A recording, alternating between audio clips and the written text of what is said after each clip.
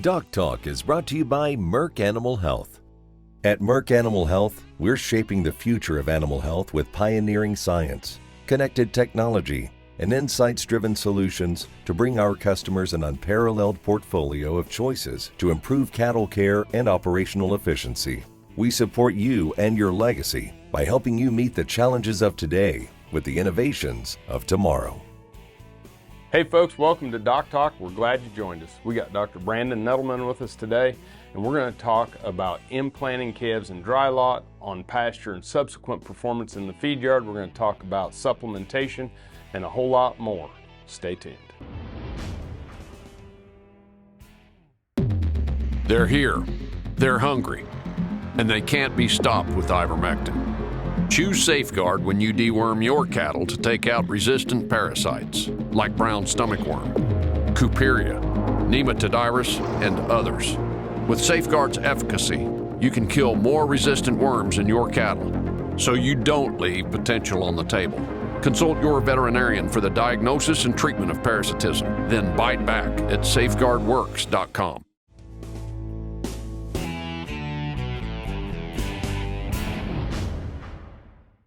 Hey folks, welcome to DocTalk. I'm Dr. Dan Thomson, and I'm here with my friend and colleague, Dr. Brandon Nuttelman, where Dr. Nuttelman is a nutritionist and ruminant nutritionist, and he is a technical services manager for Merck Animal Health. I've had the pleasure of getting to listen to him speak and interact with him on different cases and within our practice group of PAC. We sure appreciate all that you do. Absolutely. Yep. And getting him kind of slowed down to be on the show is tough because this is a busy man. And we're going to talk, Dr. Brandon, about a study or a series of studies, kind of what you've been working on here.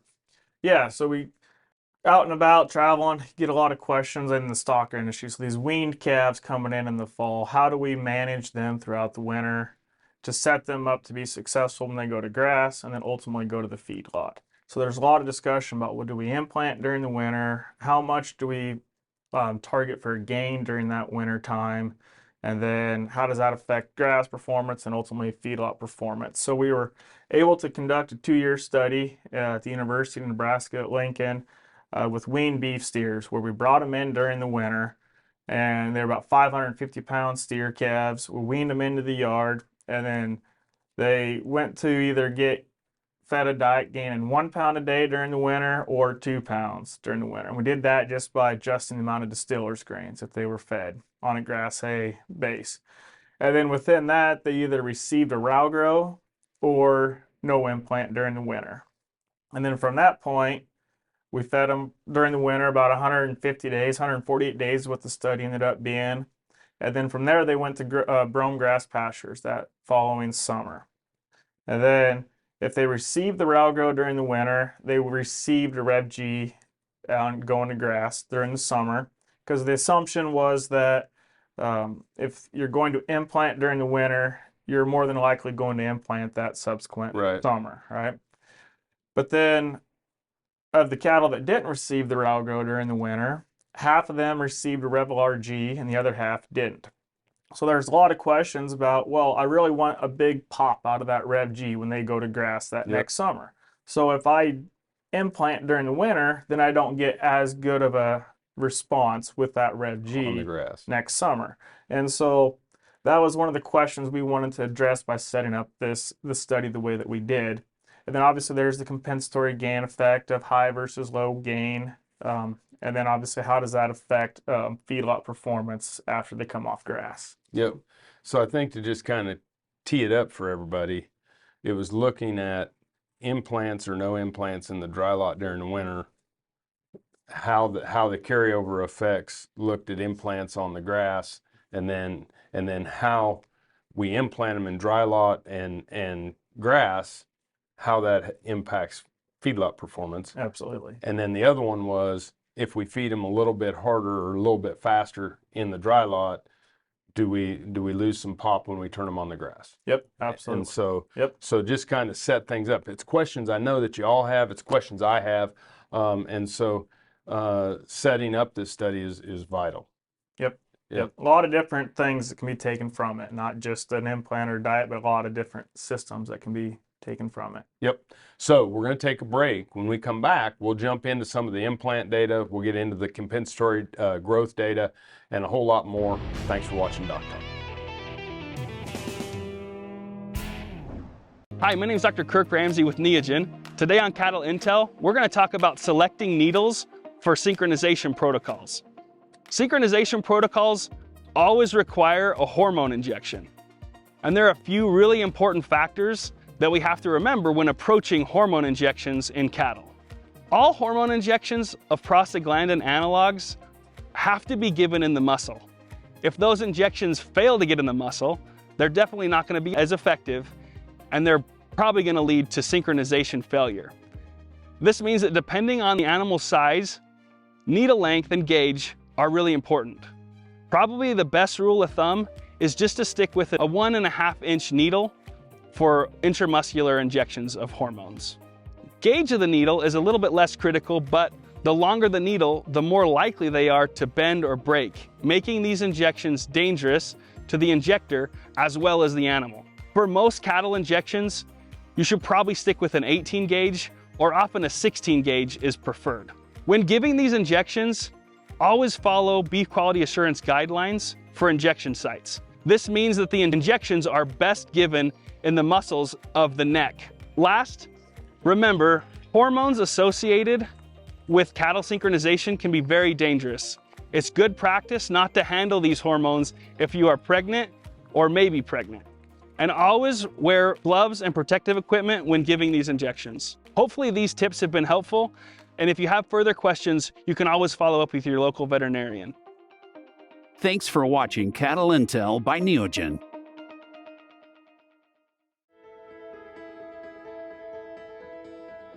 Are you a cattle feeder looking to manage for a stronger and more profitable set of cattle?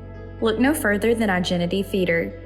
Igenity Feeder utilizes DNA to gain insight into your cattle's genomic potential, with the information to predict performance, quality, and economic endpoints for cattle feeders. Animals are scored and ranked in a simple format, driving more precise and accurate management decisions. Igenity Feeder gives you the power to predict days on feed, manage variability within lots, characterize carcass performance, and focus on metrics important to you and your operation. With the data provided, you will identify superior animals earlier and maintain high operational efficiency. Maximize your profit and optimize performance with Igenity Feeder.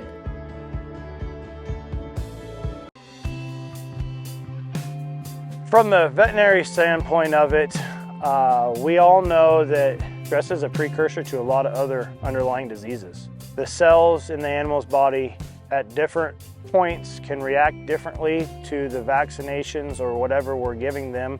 So if we can create an animal that is less stressed, 1 pound will pay for the whole cost of the therapies right now.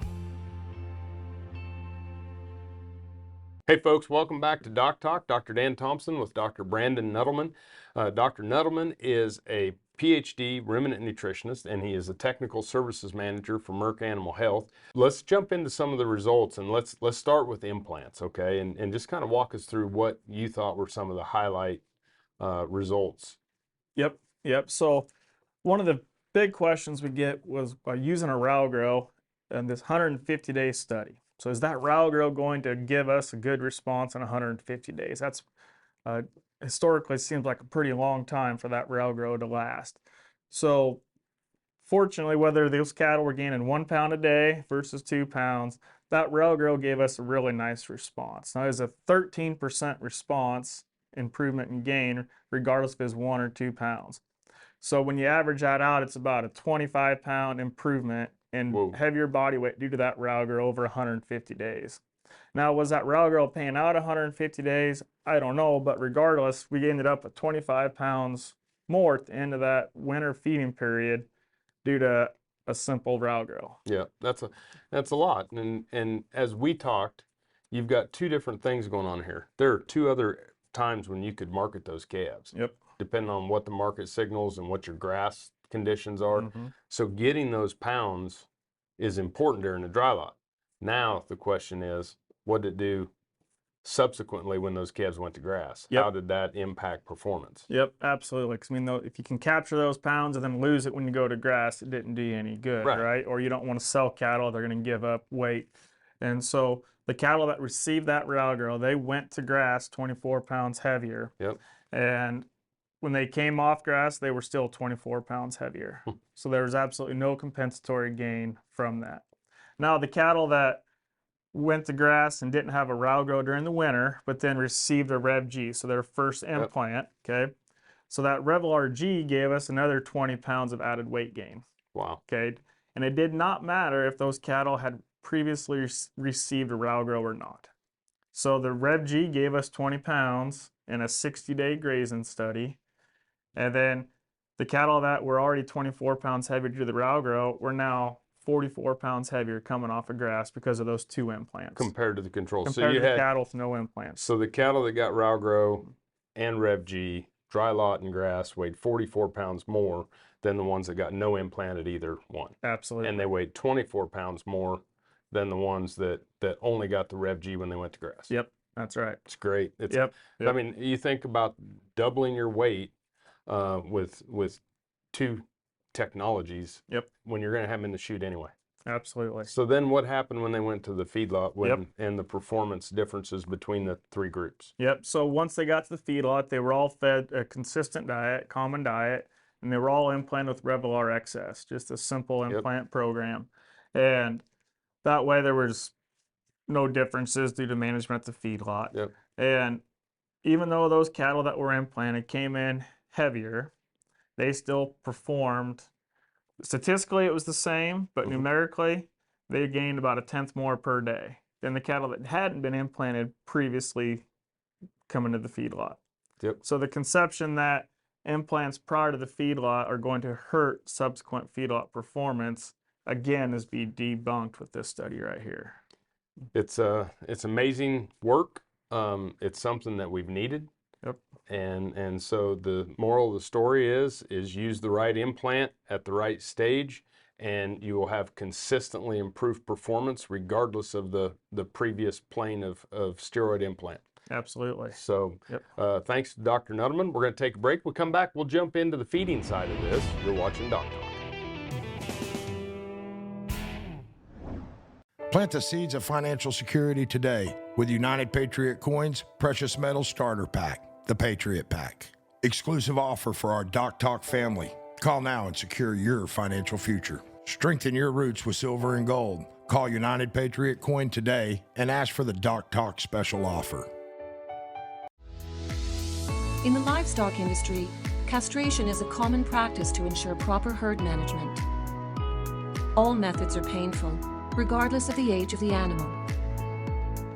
At Solvit, we could not ignore the clear industry need for better castration solutions. So we developed LidoBand, a novel lidocaine-impregnated elastrator, addressing the pain associated with band castration. It provides local anesthesia throughout the castration process. LidoBand, a small device that can make a big difference. When you spot BRD in your cattle, that's your golden opportunity to target infection and its associated fever with a single dose of Resflor Gold, the industry standard dual therapy. To learn more, talk to your Merck Animal Health rep or your vet and see label at resflorgold.com. Animals intended for human consumption must not be slaughtered within 38 days of treatment. This product is not approved for use in female dairy cattle 20 months of age or older, including dry dairy cows. Ranchers, looking to elevate your pasture management game? Turn to Heinen Brothers for expert aerial application. With state-of-the-art equipment and seasoned pilots, we deliver precision treatments right to your fields. From fertilizers to herbicides, Heinen Brothers has your pasture covered. Visit HeinenBrosAg.com to learn more. When the ones who have your heart need your help, count on us for everything they deserve, delivered fast. We'll work hard for you so you can work hard for your dreams. Hey folks, welcome to DocTalk. I'm Dr. Dan Thomson here with Dr. Brandon Nuttelman. We're at Merck Animal Health's headquarters where Dr. Nuttelman serves as a technical services manager for Ruminant Nutrition, you've done a series of studies here, and we talked about the implant side of things, but there was also a nutritional component. Yep. Talk to us a little bit about why is it important to test 2 pounds a day versus a pound a day, and then why is it important to look at implants or that plane of nutrition and going into the feed yard? Yep. So the term used in the industry is compensatory gain. Yeah. Right. And the industry has understood compensatory gain or thought about it for a long time. Yep. And it's one of those things that we know it's real. We still probably don't truly understand the total effect of why it happens, but we know it does happen. So when cattle are coming out of a restricted gain, a period of restricted gain for an extended period of time, and then go to a higher level of nutrition, they seem to gain at a higher level than the cattle that weren't restricted previously. Okay. And so that's the reason why we say we want the cattle to come in green versus cattle. fleshy. Yep.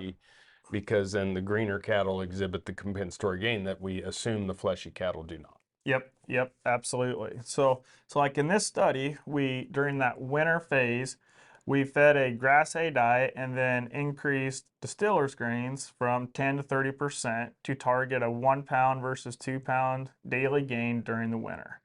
And the university had done a lot of work, so they're pretty confident with targeting that. So that the high level of gain, which was 2 pounds targeted daily gain, they were about spot on.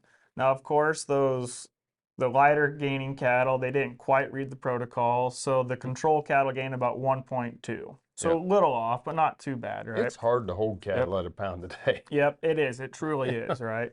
And so to go from 1.2 in this study to 2 pounds was just a factor of 20% modified distiller's grains was the difference there. Okay. So those cattle ended up ending the winter phase at 112 pounds heavier body weight. So now we were going to go to grass with them, right? Yep. And that's all due to the diet. And so it turned out cattle that were 112 pounds heavier due to diet during the winter. Okay. Yep. Now, 112 pounds is sure a lot, especially in today's market with the prices. But every operation is going to be different. I mean, what does it cost them to get that extra gain? And that's where it's going to be dependent upon the operation. That's where it's a lot of fun to have these conversations, because we could go to one yard and their feedstuffs are so expensive it doesn't pay for them to increase gain. The neighbor down the road might have a different resource that allows them to put this gain on. Yeah. Right? So when these cattle went to grass 112 pounds heavier, they then came off summer grass 88 pounds heavier. Okay. Yep. So that's that compensatory gain. So those cattle that were gaining 1 pound during the winter, they compensated about 24 pounds, about 20%, which is pretty typical what you see from a compensatory gain standpoint.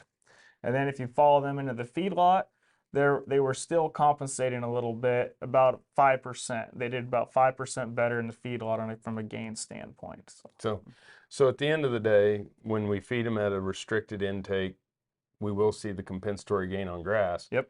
But they're still 80 pounds behind.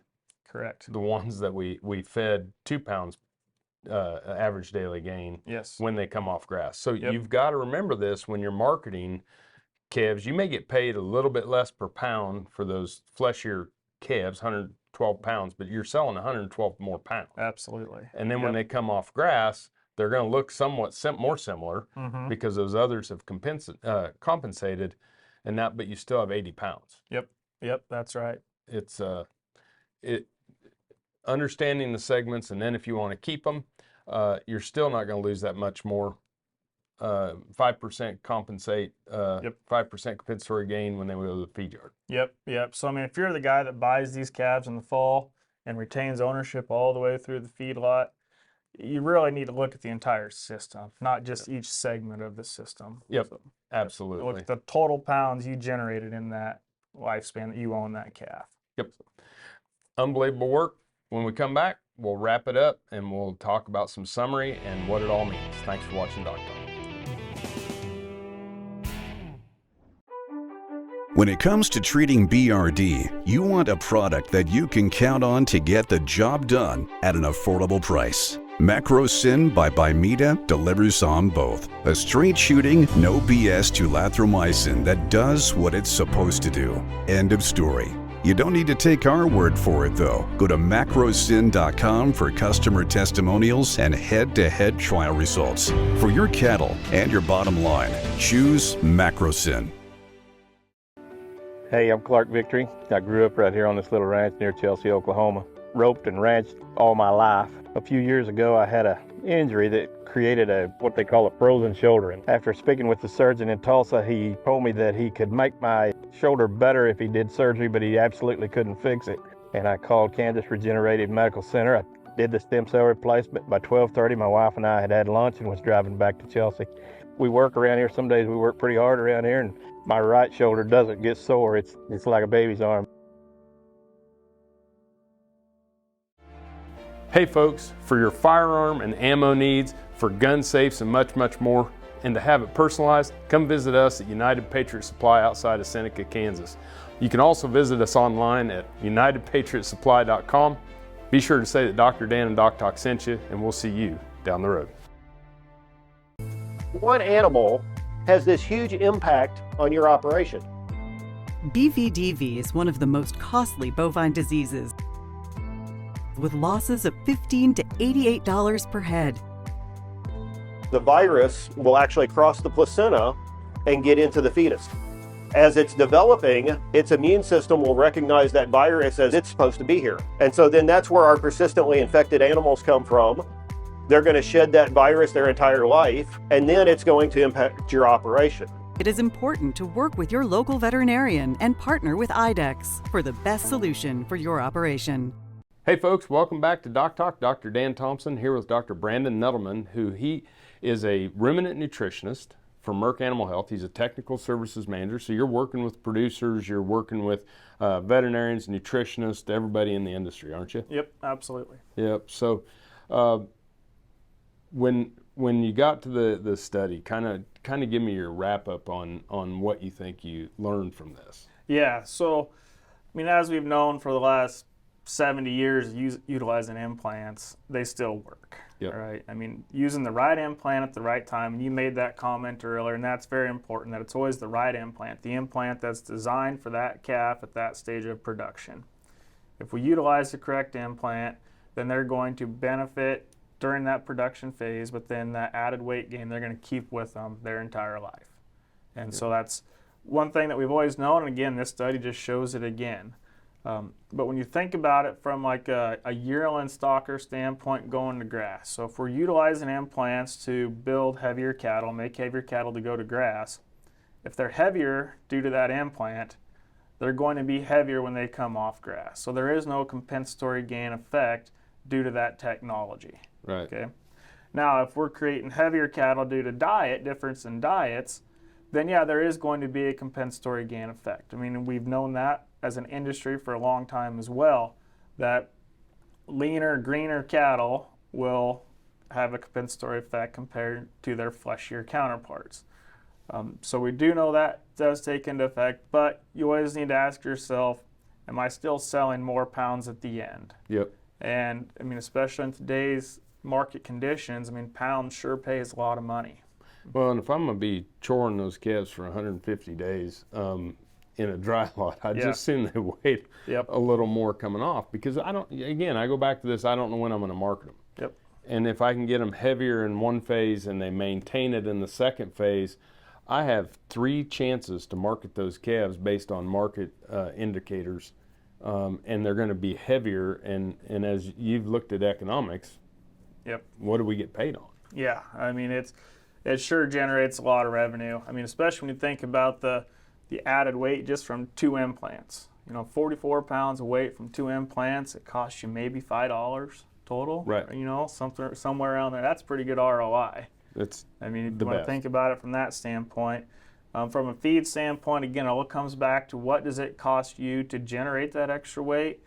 But if you're going from 1 pound to 2 pounds of daily gain for 150 days, it normally doesn't take a lot of feed to go from 1 pound to 2 pounds. Right. But again, every operation is different, and that's where we like to have those discussions and decide if it's best for that producer to target more gain with that extra feed cost, but realize they're going to have a lot more pounds at the end to sell.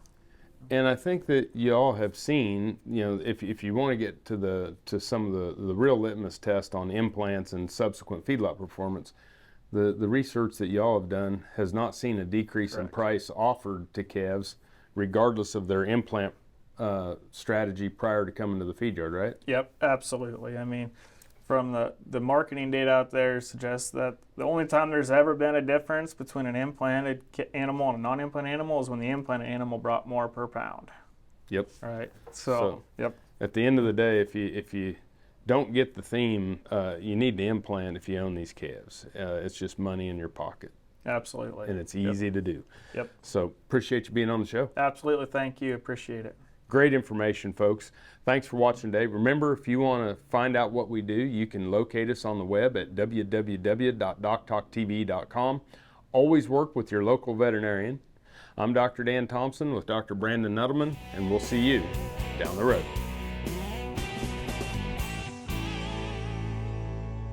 At Merck Animal Health, we support you and your legacy by helping you meet the challenges of today with the innovations of tomorrow.